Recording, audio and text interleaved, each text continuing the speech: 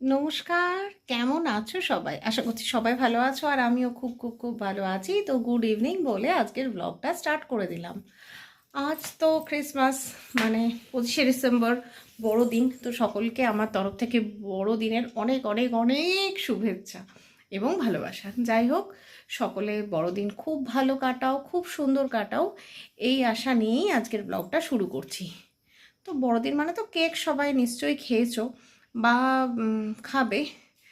আর কারা বানিয়ে বাড়িতে কেক খাচ্ছ আর কারা কিনে কেক খাচ্ছ, প্লিজ আমাকে কমেন্ট সেকশানে জানিও। তবে আজ কিন্তু আমি আর কেক বানাবো না, কারণ কেকের রেসিপি তো আমি আগের দিন বানিয়েছি এবং তোমাদেরকে দেখিয়েওছি, এবং তোমরা সেটা সবাই ভালোবেসেছো, অনেক ভালোবেসেছো তোমরা আমার কেকের রেসিপি। তো আশা করছি আগামী দিনে আরও আরও অনেক রকমের কেকের রেসিপি নিয়ে তোমাদের সামনে আসবো, কারণ কেকটা আমি অনেক রকম করেই বানাই, অনেক রকম করে অনেক রকমের কেক বানাই। শুধুমাত্র চকলেট কেকটা আমি একটু কম করি মানে একদমই করি না বললেই চলে, কারণ আমাদের বাড়িতে কেউই খুব একটা চকলেট কেক খেতে পছন্দ করে না। তো সেই কারণে চকলেট কেকটা আমি খুব একটা করি না, আর ফ্লেভারটা আমি কমই ইউজ করি। জাস্ট নর্মাল যে ইনগ্রিডিয়েন্টসগুলো বাড়িতে আমরা খাওয়া দাওয়ার জন্য ব্যবহার করি, সেগুলো দিয়েই আমি কেক বানাতে বেশি পছন্দ করি। আমার কাছে ভ্যানিলা এসেন্স, অরেঞ্জ এসেন্স এগুলো সবই থাকে, কিন্তু ইউজটা একটু কম করি। তো ঠিক আছে, আজ আর কেকের গল্প করছি না। কেক তো আমরা আজকে বাড়িতে সবাই খেয়েছি নিশ্চয়ই, আর আমিও খেয়েছি। যাই হোক, খাইয়েছি সবাইকে। আশা করছি এইভাবেই দিনগুলো সুন্দরভাবে কাটবে। আজকে 25টা ভালোই কাটলো। খুব যে ঘোরাঘুরি কিছু হয়েছে তা না, ওই বেরিয়েছিলাম বাড়ির থেকে টুকটাক, মানে কাজও হলো আবার ঘোরাও হলো, মানে রথ দেখাও হলো, কলা বেচাও হলো, এরকমই। তো খাওয়া দাওয়া বলতে দুপুরবেলায় ভাত, ডাল আর মামুনি আলু চিংড়ি মাছের তরকারি করেছিল, সেটা আমরা খেয়েছিলাম। মানে আমি আর ছেলে তো খায় না, কারণ ছেলের তো চিংড়ি মাছে অ্যালার্জি আছে, তো ও খেয়েছিল ডিম সেদ্ধ। এই হয়েছিল সকালকার খাওয়া। সকাল বলতে ওই মানে কি বলবো, ব্রেকফাস্ট লাঞ্চ কম্বো এরমই কিছু একটা হয়েছিল। তারপর দুপুরবেলায় কেক খেয়েছি, দুপুরবেলা মানে বিকেলের দিকে কেক খেয়েছি, আর তারপর আর কিছু খাওয়া দাওয়া হয়নি। রাতে কি করব সেটাই ভাবছিলাম। তো হঠাৎ দেখলাম যে ফ্রিজে বেশ কিছু সবজি আছে, এবং সেগুলো দিয়ে যদি আমি একটা তরকারি বানিয়ে ফেলি, তাহলে মুড়িতেও ভালো হবে, ভাতেও ভালো হবে, রুটিতেও ভালো হবে। এবার যে যেটা খাবে সেই সেরকম মতো খাওয়া যাবে, কিন্তু অ্যাটলিস্ট তরকারিটা হয়ে যাবে। আর তারপর মাছ মাংস কিছু হবে না, তবে ডিমটা করার ইচ্ছে আছে। ডিম সেদ্ধ একটা করে করে নেবো, তাহলেই মোটামুটি রাতটা হয়ে যাবে আরামসে। তো ভাবলাম তোমাদের সঙ্গে শেয়ার করি, এই শীতকালে সমস্ত সবজি দিয়ে একটা বেশ ভালো মতো চচ্চড়ি বলো, মিক্সড ভেজ বলো, তরকারি বলো, যাই বলো সেটাই করব। তো চলো সঙ্গে থাকো আর দেখতে থাকো। আর ওই যে আমার বড় মা বসে আছে আমার পেছনে, আমার পেছনে না, আমার পাশেই। আমার ছেলের কাজ এগুলো, আমার ছেলেগুলো করে থাকে।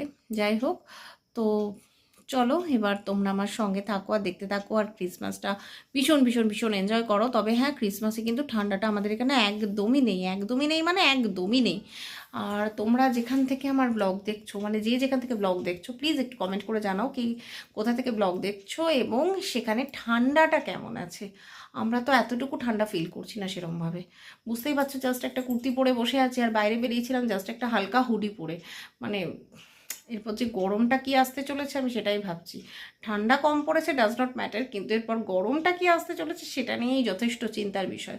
তো চিন্তা করে কোনো লাভ নেই, যেটা আসার সেটা তো আসবেই, আর সেটাকে গ্রহণ করে নিতে হবে। তাহলে সঙ্গে থাকো আর দেখতে থাকো।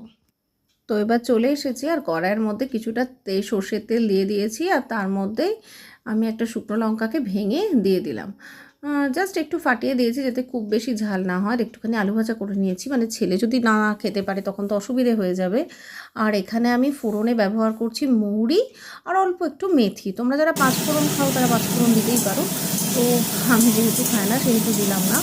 আর দিয়েছি বেশ কিছুটা পটলটাকে ভালো করে কুচি কুচি করে নিয়ে এবার ভালো করে ভেজে নিচ্ছি। পটলটা বেশ লাল লাল করে ভেজে নেব। আর এদিকে কী হয়েছে, রাত্রিবেলায় তোমাদের দাদা ভাই কী করেছে, মাছ পেয়েছে ভালো, দিয়ে মাছ নিয়েছে। তো আমি মাছগুলো ধুতেই রান্নাটা বসিয়ে দিয়েছি। তো এখন যদিও মাছটা করবো না, মাছটা ধুয়ে ভালোভাবে রেখে দেবো। আর আলু দিয়ে দিয়েছি, এবার আলুটা দিয়ে ভালো করে ভাজা ভাজা করে নিয়েছি। এবার দিচ্ছি কুমড়ো আর মূলো।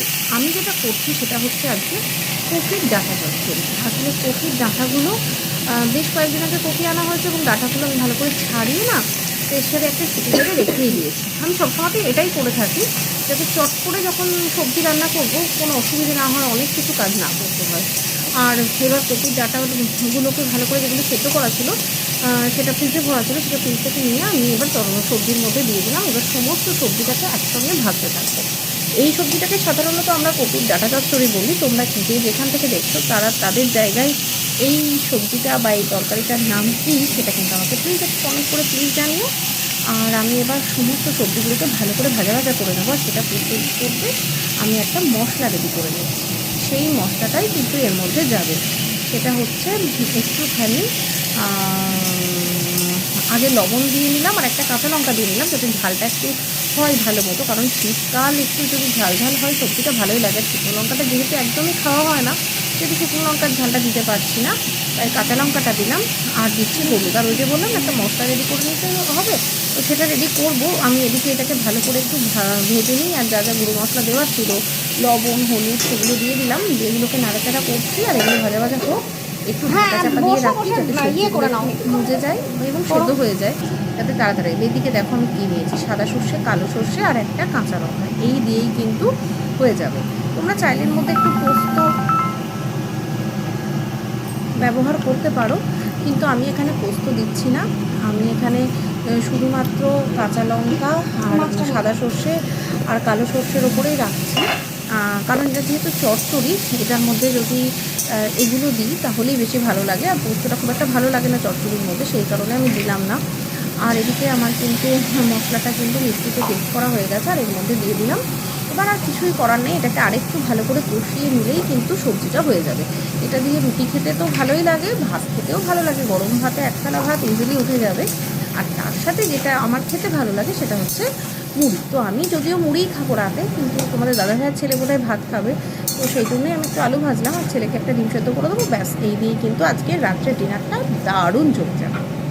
একটু জল দিলাম, মানে ওই জাস্ট ওই মশলার কোটোটা ধোয়া যে জলটা ছিল সেটাই দিয়ে দিলাম। তো আশা করছি বন্ধুরা তোমাদের এই রান্নাটা ভালো লেগেছে, আর তোমরা আমার সঙ্গে থাকবে আর এভাবেই আমার পাশে থেকে আমাকে এগিয়ে যেতে সাহায্য করবে। আর যারা ইউটিউব থেকে দেখছো তারা তো অবশ্যই চ্যানেলটা সাবস্ক্রাইব করবে। আর যারা ফেসবুক থেকে দেখছো তারা প্লিজ একটু আমার পেজটা ফলো করে দিও, লাইক শেয়ার তো করতেই পারো, আর একটা কমেন্ট করে অবশ্যই জানাতে পারো তরকারিটা কেমন হয়েছে এবং বাড়ির সবাইকে কী বললো। এদিকে দেখো সবজিটা কিন্তু আমার অলমোস্ট ডান। এটা কিন্তু আমি নামিয়ে নিয়েছি। এবার এর ওপর থেকে একটুখানি কাঁচা সর্ষের তেল দিয়ে দিচ্ছি। এইটার যা গন্ধ হবে না গরম গরম ভাতে, আহা! ঠিক আছে, চলো আজকের মতো আসি, টাটা বাই। সকলে ভালো থেকো, সুস্থ থেকো এবং সাবধানে থেকো।